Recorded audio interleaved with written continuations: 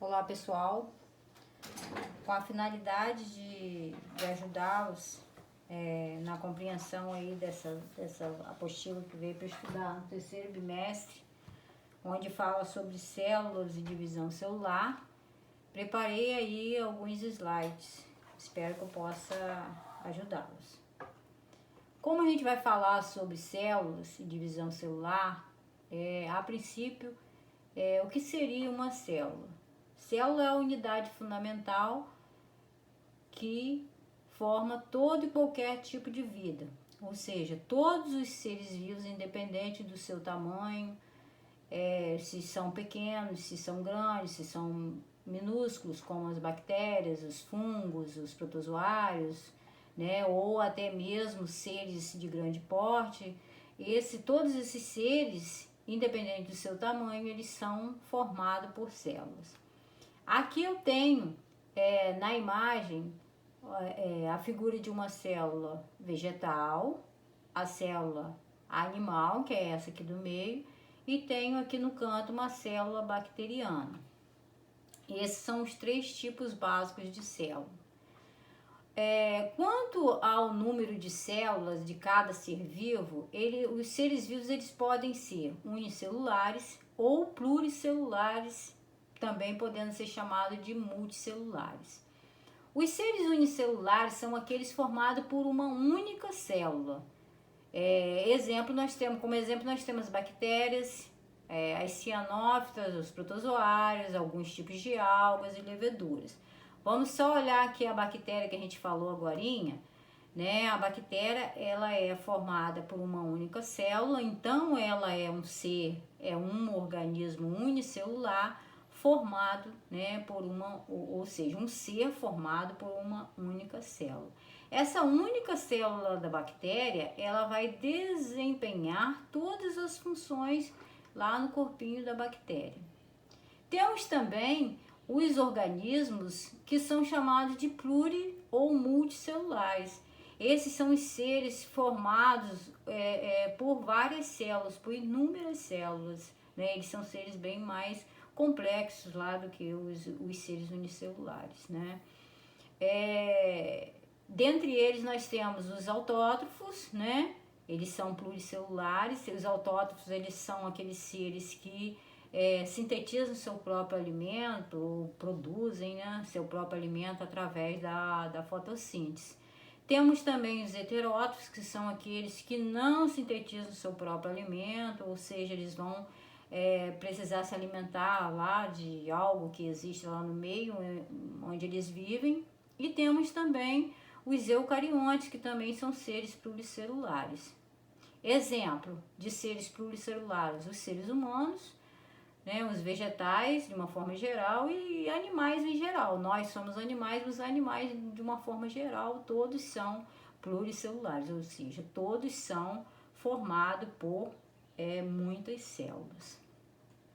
Quanto ao tipo de células, elas podem ser procariontes ou eucariontes, né? As células procariontes, ou seja, os organismos que possuem células procariontes, são aqueles que em suas células não contêm núcleo, né? As células procariontes são as células que não possuem núcleo. Vamos só voltar aqui à célula bacteriana, né? Que a gente vai ver, ó, a célula bacteriana, ela é procarionte, né? A bactéria ela é procarionte, então ela não possui o quê? Não possui núcleo, porém, né, possui material genético, mas não possui núcleo. Esse material genético vai estar liberado ou solto lá no citoplasma. Já os seres eucariontes, né? Nós acabamos de falar que nós somos seres eucariontes e que os seres eucariontes fazem parte lá dos seres que possuem muitas células, dos multicelulares ou pluricelulares, né? Esses eucariontes, eles possuem núcleo, ou seja, possuem carioteca, individualizando o núcleo, além de possuir também vários organóides. Vamos só dar uma olhadinha aqui, né? Nós temos aqui a célula vegetal, temos a célula animal, em que nós falamos que elas são eucariontes. Por que que elas são eucariontes? Porque elas possuem núcleo, né? Elas possuem membrana nuclear que envolve, né, o núcleo. Essa membrana nuclear ela é chamada de carioteca. Aqui na célula animal também nós temos núcleo, diferentemente da célula bacteriana que a gente acabou de falar, que por ela ser procariótica, né, ela não possui núcleo delimitado por uma membrana, não possui também carioteca. Aqui nessas três figuras a gente pode observar bem a diferença entre uma célula eucariótica e uma procariótica. Nós temos aqui a célula vegetal, que é eucariótica, temos a célula animal, que é também eucariótica, e temos a bacteriana, que é procariótica. Mas como eu poderia diferenciar uma célula eucariótica de uma procariótica? Na célula eucariótica eu posso observar, né, que ela possui o quê? Ela possui núcleo e no núcleo ela possui o quê? A carioteca, que é a membrana que vai envolver esse núcleo. No núcleo vai estar o quê? O material genético, que é o DNA, por exemplo. Né? Aqui também, por ser uma célula eucariótica, eu possuo o quê? O núcleo, que vai guardar o material genético. Aqui é uma célula procariótica, ou seja, ela não vai possuir núcleo. Vai possuir DNA, material genético? Vai, porém esse material genético ele vai estar liberado aí, solto, né, no citoplasma. Então a diferença básica entre uma célula eucariótica e uma procariótica é que na eucariótica possui núcleo, delimitado por uma membrana chamada carioteca. E na célula procariótica não possui núcleo. Porém, também, né, na célula procariótica também possui material genético. Aqui nós vamos ver agora as partes de uma célula, né, as partes básicas de uma célula. Nós temos a membrana plasmática, né, que é essa parte que envolve a célula. Nós temos o citoplasma, que é essa parte aqui que vai estar entre a membrana e o núcleo. E nós temos o núcleo, né, que é essa parte aqui. Vamos falar um pouquinho agora sobre a função dessas três partes da célula.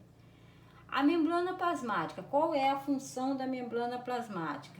A membrana plasmática, ela tem a função de seletividade, principalmente. Que função, o que é essa função de seletividade? É ela que vai selecionar, né? É a membrana plasmática que vai selecionar o que vai entrar na célula e o que vai sair da célula. Então, além de seletividade, né, que é ela que vai selecionar o que entra e o que sai da célula, a membrana plasmática ela também envolve a célula e protege a célula. Então, essas são as funções aí da membrana plasmática. Depois nós temos o citoplasma, né? O citoplasma é essa parte aqui que fica entre o núcleo e a membrana plasmática. O citoplasma é ele que vai conter, né, lá as organelas. Essas organelas são elas que vão fazer a célula funcionar, né? E por último nós temos o núcleo, né? O núcleo eu digo que é a parte principal da célula, porque é ele que vai comandar toda a funcionalidade dentro da célula. Então eu digo que ele é o chefe, né? Ele é o chefe porque ele comanda. Então o núcleo eu digo que é a parte principal. Claro que todas as partes da célula, a membrana plasmática, o citoplasma, as organelas, né? Todos são importantes. Mas o núcleo, por ele comandar toda a funcionalidade dentro da célula, eu sempre costumo dizer que ele é a parte principal da célula. Então aqui é o que a gente já falou, né, que é a função da membrana plasmática, né, ou membrana celular, que está falando que é uma estrutura celular fina, porosa, e possui a função de proteger as estruturas celulares ao servir de envoltório para todas as células. Tem também a função de selecionar substâncias que entram e saem da célula de acordo com as suas necessidades. Aquilo que eu falei com vocês sobre as funções. A função do citoplasma, né, que é conter os organóides, que a gente já falou também, e o núcleo, né, que é a parte que comanda toda a funcionalidade da célula. É a região da célula, o núcleo, onde se encontra o material genético dos organismos. Agora a gente vai falar um pouquinho sobre as organelas celulares, né? As organelas, deixa eu só voltar a imagem aqui para vocês verem aqui as organelas, ó, na célula. Nós temos aqui, ó, várias organelas, tá vendo? Mitocôndria, retículo endoplasmático, ribossomos, né? Então a gente vai falar um pouquinho sobre essas organelas que estão lá no citoplasma que fazem a célula funcionar. Então vamos lá.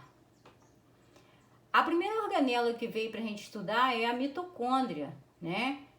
A mitocôndria, qual é a função da mitocôndria? É realizar a respiração celular, a respiração dentro da célula. Depois tem o complexo de Golgi, ó. A imagem está aqui, são como se fossem bolsas achatadas, né? Qual é a função do complexo de Golgi? É fazer a secreção, né, de substâncias, modificação, armazenamento, distribuição de substâncias produzidas no retículo endoplasmático, que é um outro organóide celular. O retículo endoplasmático, ele apresenta nas células na forma de liso e rugoso. Existem dois tipos de retículos. O liso, ele está relacionado com os processos como metabolismo, produção de carboidrato, produção de gordura, desintoxicação da célula, né? E já o retículo endoplasmático rugoso, né? Qual é a função dele? A principal função é a síntese de proteínas, é a produção de proteínas. Por que rugoso? Vamos observar aqui na imagem, né? Não sei se dá para vocês verem que aí no retículo endoplasmático rugoso, que é esse rosa aqui, existem várias elevações, vários pontinhos, né, amarelados. Esses pontinhos são chamados de ribossomos, que é uma outra organela, cuja função é produzir proteínas. Esse retículo aqui é o retículo endoplasmático liso, né? O liso, ele já não produz proteínas, ele tem a função de quê? De realizar o metabolismo celular, né? Produção de carboidratos, de lipídios, então diferentemente do retículo endoplasmático rugoso. Depois nós temos o lisossomos, que também é uma organela celular que está relacionado com a digestão dentro da célula, a digestão intracelular. Os vacúolos, né, que é uma outra organela, né, existem 3 diferentes tipos de vacúolos: vacúolos alimentares, que são aqueles que participam da digestão dentro da célula; os vacúolos contráteis, que são aqueles que bombeiam o excesso de água que tenha dentro da célula, vai jorrar para fora da célula para o meio extracelular; e o vacúolo central, que o vacúolo central ele participa da manutenção, mantém o pH dentro da célula e também participa da digestão e armazena também algumas substâncias, como a água, por exemplo. Então, essas são as funções aí do vacúolo. Aqui nós temos a imagenzinha de uma célula vegetal, onde tem um vacúolo central, ó, que é essa organela aqui, que tem na célula vegetal, a principal função do vacúolo central é o armazenamento de água, isso na célula vegetal. Aqui nós temos o cloroplasto, né? Qual é a função do cloroplasto? A função dele é a produção de clorofila, né?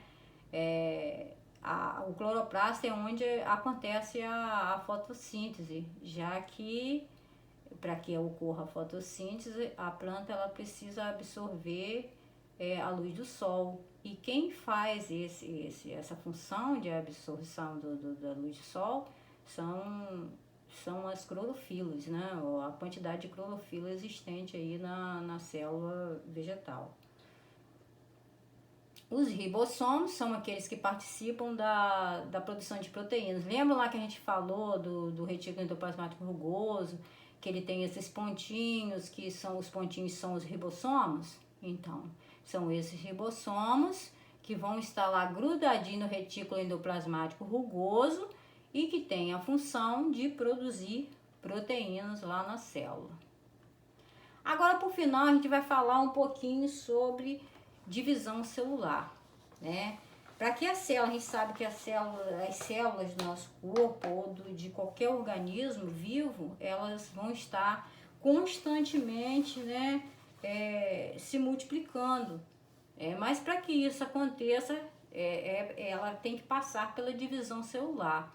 Ou seja, a divisão celular é o mecanismo que leva as células a se multiplicarem, dando origem a outras células, né?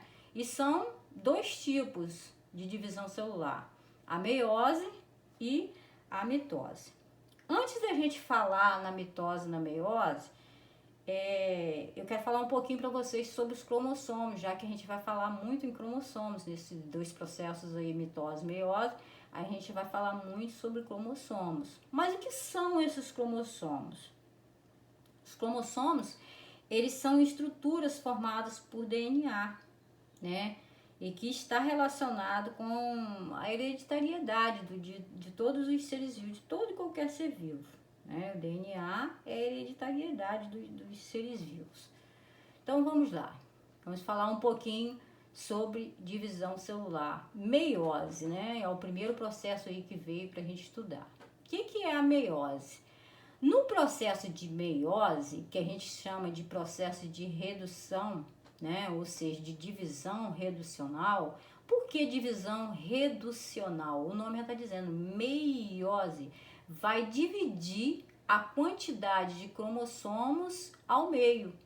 Ou seja, uma célula, né, com 2 cromossomos, ao final serão formadas 4 células com a metade dos cromossomos. Deixa eu só mostrar a figura a vocês aqui, né? Na meiose, nós temos o que? Nós temos uma célula, aqui nós temos uma célula diploide, né? Que ao final do processo de divisão celular, serão formadas 4 células com a metade da carga cromossômica aqui da primeira célula, que a gente chama de célula-mãe. Então, por isso que a gente fala que é um processo de divisão reducional, né? A célula-mãe, que é a primeira célula, ela vai sofrer o processo de divisão e ao final elas serão formadas 4 células com a metade do número de cromossomos da célula-mãe, né? Então, isso nós chamamos de meiose. A mitose já é um pouco diferente da meiose. Aí é equacional, nós dizemos que é um processo de divisão equacional. Por quê? Na mitose, né, uma célula mãe, ela será dividida, né, e ao final do processo serão mantidas as cargas genéticas.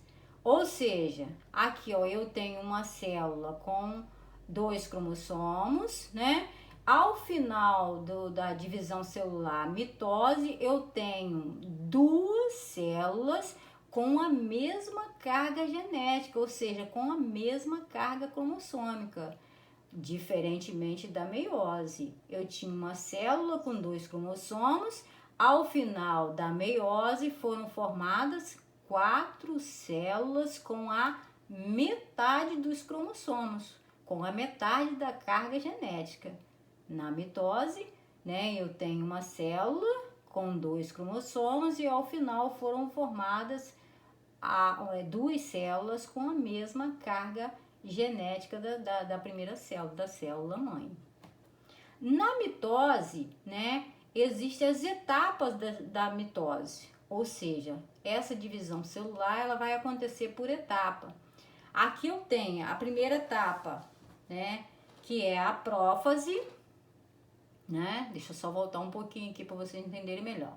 Eu tenho uma célula mãe, que é uma célula normal, né? Ela vai sofrer, no processo de mitose, ela vai sofrer todas essas fases, vai passar por todas essas fases aqui. A prófase, a metáfase, a anáfase e a telófase. Ao final, citocinese, que serão formadas as células com a mesma carga genética. Vamos ver como que isso acontece.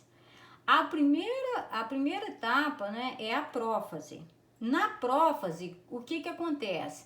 Os cromossomos, eles começam a se enrolar, ou seja, eles começam a se condensar, né? Começa a se condensar e a célula, ela vai perder a carioteca. Carioteca, o que é a carioteca? A carioteca é essa parte do núcleo, que é aquela membrana que eu falei lá atrás, que envolve o núcleo, né? Então, na prófase, a célula, ela vai perder a carioteca e os cromossomos, eles começam a se enrolar, a se condensar, né?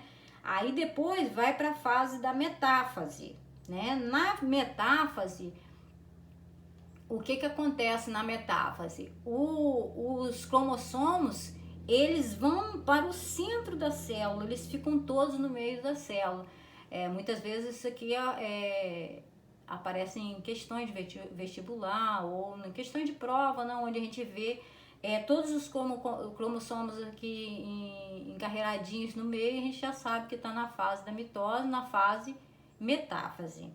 Após a metáfase, a célula, ela vai passar pela anáfase, né? Na anáfase, os cromossomos, eles separam as cromátides irmãs. O que são cromátides? Os cromossomos, eles são em formato de X, né?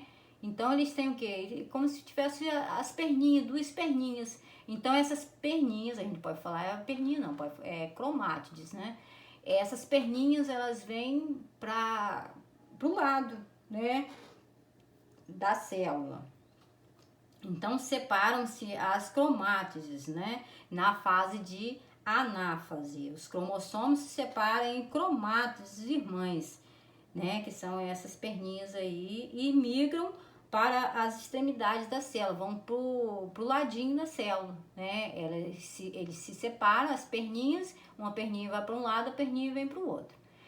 E depois ela vem para a telófase, né? Sofre essa fase telófase, que essa fase é caracterizada pela descondensação das cromátides. E além disso, ocorre o quê? Ocorre a formação novamente, né, da carioteca, né? Aqui na telófase, a carioteca volta a surgir, né? Lembra lá que eu falei com vocês a membrana que envolve o núcleo? Aqui na telófase, ela volta novamente a existir, né? E aí, por final, né, a citocinese é onde ocorre o quê? Onde ocorre a divisão do citoplasma, né? Se ocorreu a divisão do citoplasma, né, vai formar o quê?